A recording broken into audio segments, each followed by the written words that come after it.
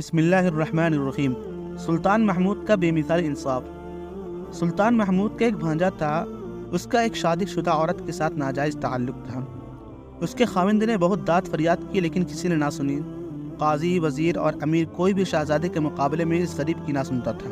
आखिर वह शख्स जुर्रत व हिम्मत करके सुल्तान तक पहुँचा और नहायत दिलेरी से अपने दुख दर्द के तमाम दास्तान बयान की।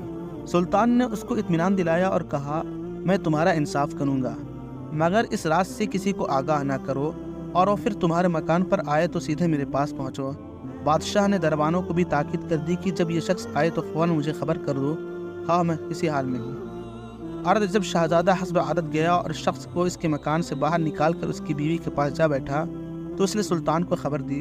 सुल्तान खुद आया और सारा माजरा अपनी आंखों से देखकर अपने भांजे का सर तलवार के एक ही वार से अलग कर दिया और थोड़े वक्फे के बाद पानी मांगा और 2 नफिल अदा किए। अस्सलामु अलैकुम व रहमतुल्लाह।